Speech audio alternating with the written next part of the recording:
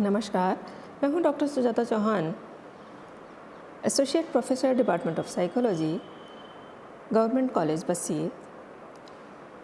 और आज BA part first के स्टूडेंट्स के लिए मनोविज्ञान के क्लास में आज का टॉपिक है स्कूल्स ऑफ साइकोलॉजी या मनोविज्ञान के संप्रदाय। मनोविज्ञान के संप्रदायों के विषय में जानने से पहले हमारे लिए ये जानना आवश्यक है कि मनोविज्ञान के संप्रदाय से हमारा तात्पर्य क्या है, इसका अर्थ क्या है।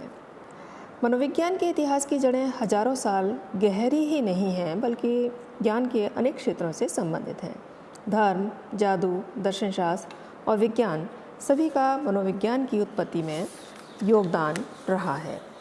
लेकिन दर्शनशास्त्र के साथ में मनोविज्ञान का गहन संबंध रहा है, और ये संबंध इसलिए और भी गहन कहलाया जा सकता है कि दर्शनशास्त्र की एक शाखा के रूप में मनोविज्ञान का प्रारंभ में अध्ययन किया जाता था, लेकिन कालांतर में मनोविज्ञान एक स्वतंत्र विज्ञान के रूप में अपना अस्तित्व प्राप्त करने में सफल हुआ।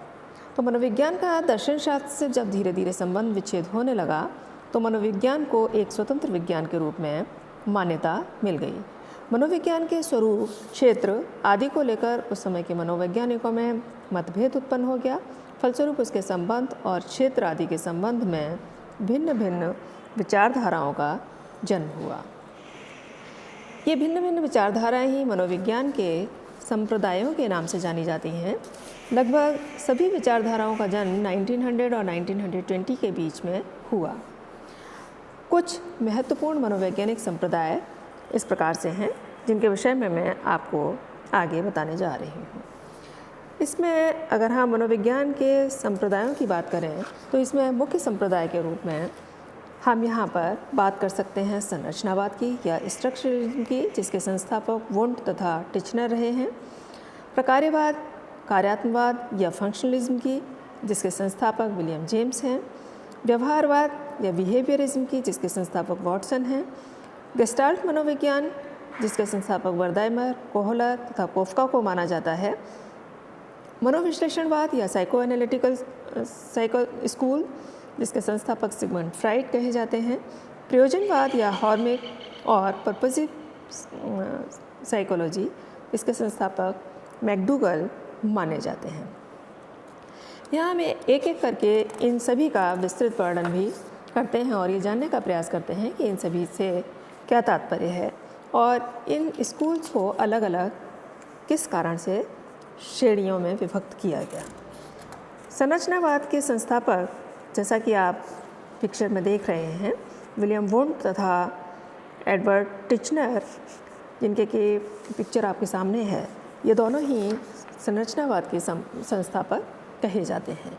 संरचनावादी संप्रदाय से क्या तात्पर्य है? संरचनावादी संप्रदाय को अंतर्निरीक्षणवाद तथा अस्तित्ववाद भी कहा जाता है, और इंग्लिश में इसी को हम फंक्शनलिज्म, इंट्रोस्पेक्शनिज्म और एग्जिस्टेंशियलिज्म के नाम से भी जान सकते हैं।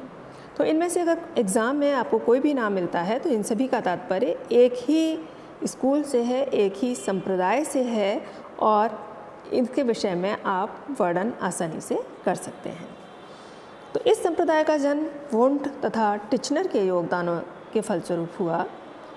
टिचनर वुंट के शिष्य थे। उन्होंने वुंट की प्रयोगशाला में वुंट के निर्देशन में प्रशिक्षण लिया, लेकिन बाद में टिचनर की नियुक्ति कार्नेल विश्वविद्यालय अमेरिका में हुई। इस संप्रदाय का सबसे बड़ा योगदान यह है कि इन्होंने मनोविज्ञान का अध्ययन वैज्ञानिक पद्धति द्वारा करने पर बल दिया। इसकी अध्ययन पद्धति यद्यपि अंतर्दर्शन थी, परंतु टिचनर ने अंतर्दर्शन को आत्मनिरीक्षण कहा तथा इस पद्धति को व्यवस्थित कर वैज्ञानिक रूप देने का प्रयास किया। प्रारंभ में ये माना जाता था कि मनोविज्ञान के अध्ययन की जो विधियाँ हैं वो वैज्ञानिक विधियाँ नहीं हैं, और अंतर्दर्शन को वैज्ञानिक विधि के रूप में मान्यता प्राप्त नहीं थी, जबकि दर्शनशास्त्र और मनोविज्ञान के प्रारंभिक काल में अंतर्दर्शन विधि का बहुत अधिक महत्वपूर्ण रूप में उपयोग किया जाता था। लेकिन जब टिचनर ने इसमें कार्य करना प्रारंभ किया तो टिचनर ने अंतर्दर्शन विधि को भी वैज्ञानिक रूप देने का प्रयास किया और इन्होंने इसे अंतर्दर्शन न कह करके इन्होंने कहा कि ये क्या है, ये आत्मनिरीक्षण है। जो हमारी अनुभूतियाँ हैं, जो हम चीज़ें महसूस करते हैं, उनको हम स्वयं निरीक्षण जब करते हैं तो इसे हम अंतर्दर्शन कह सकते हैं या आत्मनिरीक्षण कह सकते हैं। टिचनर ने चेतना तथा मन में अंतर किया। उन्होंने कहा कि चेतना अलग चीज़ है और मन अलग चीज़ है। साथ ही उन्होंने चेतना के 3 तत्व बतलाए। ये 3 तत्व हैं संवेदना, भाव या अनुराग और प्रतिमा या प्रतिबिंब, जिसे हम क्रमशः इंग्लिश में कह सकते हैं सेंसेशन, फीलिंग और अफेक्शन और इमेज। तो इस प्रकार से संरचनावाद का विकास हुआ। संरचनावाद के बाद में दूसरा है प्रकार्यवाद या कार्यात्मवाद। इसके संस्थापक जैसा कि आप देख रहे हैं William James, John Dewey, car तथा थॉर्नडाइक को विशेष रूप से माना जाता है। प्रकार्यवाद या कार्यात्मवाद क्या है? प्रकार्यवाद के विषय में अगर हम देखें तो विलियम जेम्स के लेखों से प्रभावित होकर के, विलियम जेम्स उस समय राइटिंग वर्क कर रहे थे और लेखन का कार्य कर रहे थे, और उनके जो लेख थे उन लेखों से प्रभावित होकर अमेरिका में एक नई विचारधारा कार्यात्मवाद या फंक्शनलिज्म का प्रारंभ हुआ। जेम्स के अनुसार मनोविज्ञान की विषय वस्तु तो चेतना है, परंतु चेतना की कार्यात्मक उपयोगिता अधिक महत्वपूर्ण है। चेतना के विषय में हमारा जानना, उनका जेम्स का विचार था कि विषय वस्तु चेतना हो सकती है, लेकिन हमारा जो मुख्य उद्देश्य है वो चेतना को विषय वस्तु के रूप में जानना जितना इम्पॉर्टेंट है उससे कहीं ज़्यादा इम्पॉर्टेंट ये है कि ये चेतना किस प्रकार से कार्य करती है। तो कार्यात्मक उपयोगिता इसकी क्या है, ये जानना हमारे लिए बहुत अधिक महत्वपूर्ण है। इन्होंने कार्यात्मक चेतना के 5 गुण बताए। सबसे पहले उन्होंने कहा कि चेतना व्यक्तिगत है। व्यक्तिगत से तात्पर्य है कि ये इसकी अनुभूति हम स्वयं कर सकते हैं। इसका मतलब यह हुआ कि कोई भी व्यक्ति अपनी ही चेतन अनुभूतियों के बारे में कुछ कह सकता है, दूसरों की चेतन अनुभूतियों के बारे में कुछ नहीं कह सकता। साथ ही उन्होंने कहा कि चेतना सदा परिवर्तनशील है। जेम्स का मानना था कि चेतना नदी के बहते हुए पानी के समान है, जो कभी भी स्थिर नहीं होती। जैसे नदी का पानी काफ़ी तेज़ी से बहता है तो कभी धीरे धीरे, ठीक उसी प्रकार से चेतना में कभी तेज़ी से परिवर्तन आता है तो कभी धीरे धीरे। इस तरह से चेतना हमेशा परिवर्तनशील दिखाई देती है। साथ ही उन्होंने कहा कि चेतना सतत है, निरंतर है, कंटिन्यूअस है। तो चेतना कैसी है? निरंतरता का गुण इसमें पाया जाता है। जेम्स ने कहा कि नींद के दौरान चेतना की सत्यता में थोड़ी रुकावट आ जाती है, परंतु जागृत अवस्था में सभी चेतन अनुभूतियाँ एक दूसरे से संबंधित होती हैं। चेतना की निद्रावस्था के समय में भी रुकावट आती है, लेकिन ऐसा नहीं है कि हमारी चेतना लुप्त हो जाती है या समाप्त हो जाती है। तो उन्होंने कहा कि चेतना किस प्रकार की है? चेतना में निरंतरता का गुण पाया जाता है। साथ ही उन्होंने कहा कि चेतना का संबंध किसी न किसी वस्तु विशेष से होता है। जब भी हम कहते हैं कि हमें इस विषय की चेतना है या इस वस्तु की चेतना है, तो इसका संबंध किसी न किसी ऑब्जेक्ट के माध्यम से होता है। साथ ही उन्होंने कहा कि चेतना हमेशा चयनात्मक होती है, सेलेक्टिव होती है। दूसरे शब्दों में हम ये कह सकते हैं कि हमारे मस्तिष्क में जो अनुभूतियाँ उत्पन्न होती हैं, उनमें से कुछ खास अनुभूतियों को ही हम चेतना में ला पाते हैं। सभी अनुभूतियों को हम चेतना में नहीं ला पाते। आप देखते हैं कि जब हम रास्ते में चल रहे होते हैं तो रास्ते में हमारे चारों तरफ बहुत सारी चीज़ें हमें दिखाई देती हैं, लेकिन उन सभी चीज़ों के विषय में यदि आपसे पूछा जाए कि आपके चारों तरफ क्या क्या चीज़ें उपस्थित हैं, तो उनमें से आपकी चेतना में केवल 1 या 2 चीज़ें होंगी, और वो चीज़ें वो होंगी जो कि आपकी चेतना से संबंधित हैं। बाकी चीज़ों के विषय में आप चेतन वहाँ उस समय शायद नहीं होंगे। तो जेम्स के विचारों से प्रभावित होकर John Dewey, J.R. Angel, H.A. Car तथा E.L. थॉर्नडाइक ने मिलकर मनोविज्ञान का नया स्कूल प्रकार्यवाद की स्थापना शिकागो विश्वविद्यालय में की।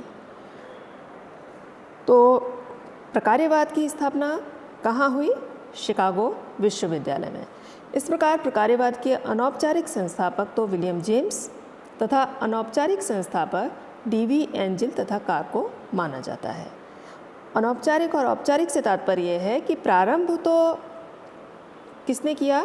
विलियम जेम्स ने किया, क्योंकि विलियम जेम्स के लेखों से प्रभावित होकर के ही प्रकार्यवाद का जन्म हुआ।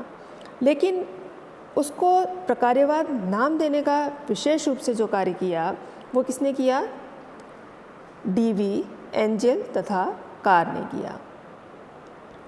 और इस प्रकार से इसलिए ये कहा जाता है कि औपचारिक रूप से तो डीवी एंजिल तथा कार को इसका संस्थापक माना जाता है, लेकिन अनौपचारिक रूप से संस्थापक विलियम जेम्स हैं, क्योंकि उनके विचारों के आधार पर ही प्रकार्यवाद का उदय हुआ। प्रकार्यवाद के अनुसार मनोविज्ञान का संबंध मानसिक प्रक्रियाओं या कार्य के अध्ययन से होता है। जितने भी कार्य हैं, जितने भी फंक्शंस हैं हमारे, उन सबके अध्ययन से मनोविज्ञान का संबंध है। मानसिक प्रक्रियाएं, जितनी भी हम मानसिक क्रियाएं करते हैं, जो भी मानसिक प्रक्रियाएं हमारे अंदर होती हैं, वे सभी मनोविज्ञान का अध्ययन वस्तु विशेष रूप से कही जा सकती हैं। अगला संप्रदाय या जो स्कूल है वो है व्यवहारवाद। व्यवहारवाद के संस्थापक, जैसा कि आप पिक्चर में देख रहे हैं, वॉटसन, पेवलव तथा स्किनर को माना जाता है। व्यवहारवाद क्या है? व्यवहारवाद के विषय में हम विस्तार से जानने की बात करें तो व्यवहारवाद की संस्थापना वॉटसन द्वारा की गई। जो अभी पीछे आपको मनोवैज्ञानिक वॉटसन का चित्र दिखाई दे रहा है, वॉटसन के द्वारा विशेष रूप से व्यवहारवाद या बिहेवियरिज्म की स्थापना की गई।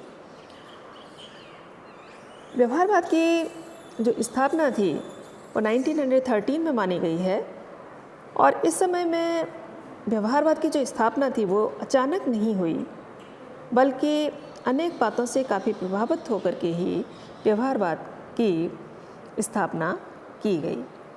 उस समय पहली बात तो ये चल रही थी कि रूस में पेवलव अनुबंधित प्रतिवर्त पर काफ़ी शोध कार्य कर चुके थे। कंडीशन्ड रिफ्लेक्स पर बहुत अधिक कार्य कर चुके थे। इसके विषय में आप जब लर्निंग की बात करेंगे तो उसमें आप देखेंगे और विस्तार से चर्चा की जाएगी इस विषय पर,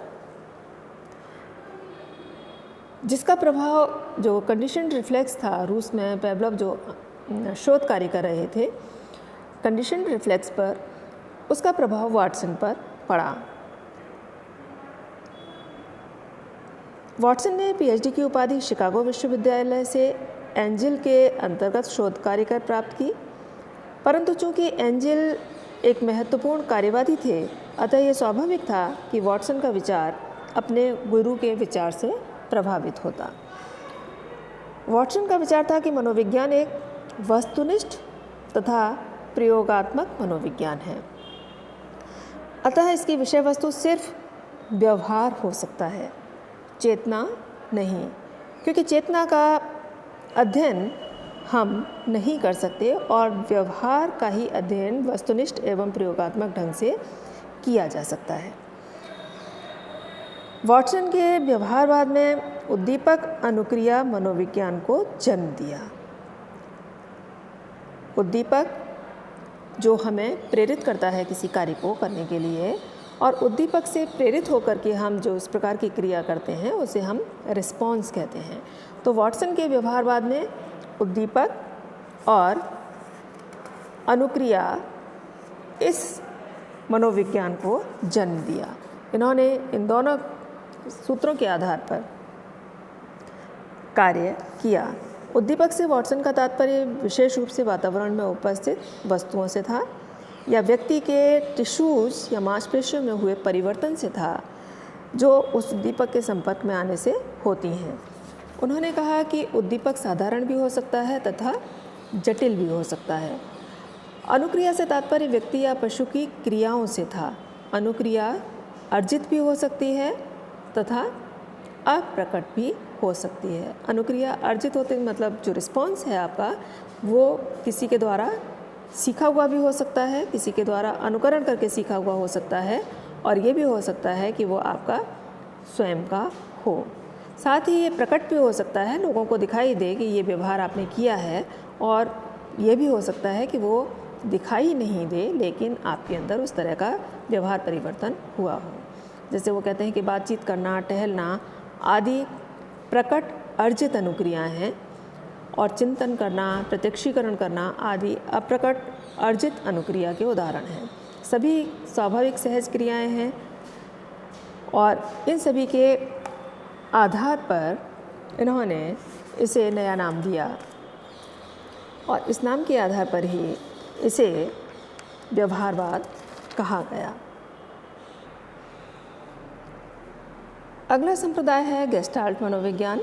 गेस्टाल्ट मनोविज्ञान के संस्थापक, जैसा कि आप देख रहे हैं, विशेष रूप से कोफका, कोहलर, वर्दाइमर आदि को माना जाता है। तो इस संप्रदाय की स्थापना भी 1912 के आसपास में हुई। वर्दाइमर, कोहलर और कोफका इन्होंने मिलकर के इस संप्रदाय की स्थापना की। इनके अध्ययनों के फलस्वरूप इसकी स्थापना जर्मनी में हुई, तथा तब तक इस संप्रदाय का प्रभाव अमेरिका के मनोविज्ञान पर पड़ा। गेस्टाल्ट का अर्थ क्या है? गेस्टाल्ट का अर्थ है समग्रता। इस संप्रदाय के समर्थकों का मत है कि व्यक्ति उद्दीपक का प्रत्यक्षीकरण उसके विभिन्न खंडों के रूप में न करके समग्र रूप में करता है। इसे एक बहुत सिंपल से एग्जाम्पल से आप समझ सकते हैं कि सपोज आपके सामने कोई जानवर खड़ा हुआ है, तो आप उसको अगर देख रहे हैं तो उसे आप आइडेंटिफाई इस रूप में करेंगे कि ये अमुक जानवर है। आप उसके नाक, आँख, कान, मुंह आदि सभी की बनावट को एक एक कर देख करके तब उसका निर्धारण नहीं करते। आप समग्र रूप में उसे देखते हैं और देखने के तुरंत बाद कहते हैं कि ये अमुक जानवर है। तो इसी तरह से इस संप्रदाय के जो समर्थक हैं उनका कहना है कि व्यक्ति उद्दीपक का प्रत्यक्षीकरण उसके विभिन्न खंडों के रूप में न करके समग्र रूप में करता है। इस संप्रदाय का योगदान अधिगम, सृजनात्मक चिंतन, अंतर्दृष्टि आदि के क्षेत्रों से है। गेस्टाल्ट मनोविज्ञान ने मनोविज्ञान के विषय क्षेत्र को विकसित करने में महत्वपूर्ण योगदान दिया है।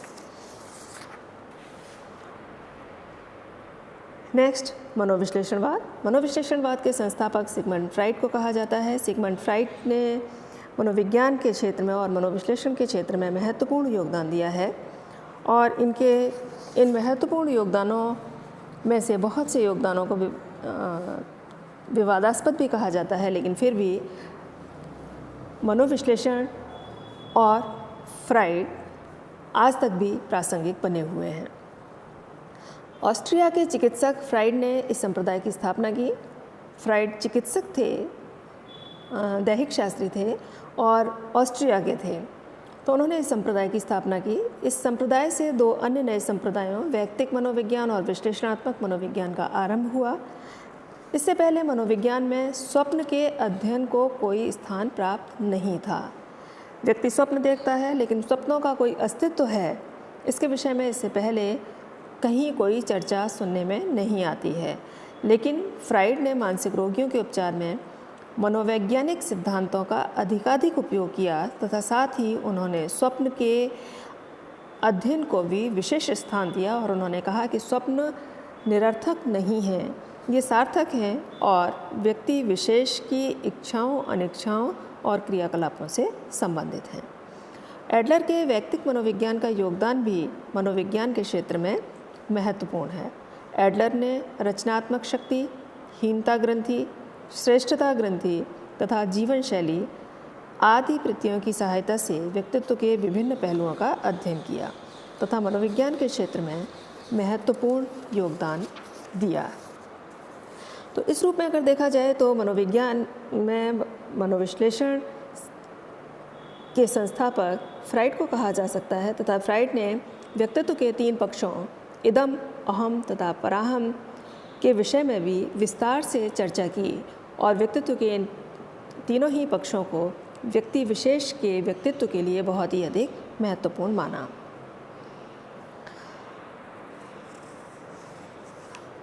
इसमें अगला है प्रयोजनवाद।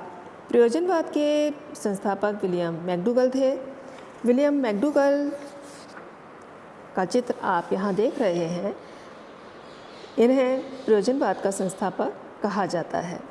प्रयोजनवाद क्या है? इस संप्रदाय की स्थापना मैकडूगल ने की। मैकडूगल का चित्र भी मैंने आपको दिखाया था। मैकडूगल का विचार था है कि प्राणी के प्रत्येक व्यवहार के पीछे कोई न कोई प्रयोजन या उद्देश्य अवश्य होता है। व्यक्ति जो भी क्रिया करता है वो कोई किसी न किसी कारण से होती है, निरर्थक नहीं होती उसकी क्रियाएं। उन्होंने इसके लिए नाम दिया हॉर्मिक, और हॉर्मिक का मतलब है यहाँ, ये हॉर्मिक शब्द जो है वो ग्रीक भाषा का शब्द है और इसका अर्थ है प्रेरकीय, प्रेरित करने वाला। अतः मैकडूगल ने संपूर्ण व्यवहार की उत्पत्ति का कारण प्रेरणाओं को माना है। साथ ही 1930 के अंत तक इन संप्रदायों के अतिरिक्त स्वतंत्र रूप से अनेक प्रयोगात्मक अध्ययन प्रारंभ हुए, जिससे इन संप्रदायों का मूल्य कम होने लगा तथा मनोविज्ञान के आधुनिक युग का सूत्रपात हुआ।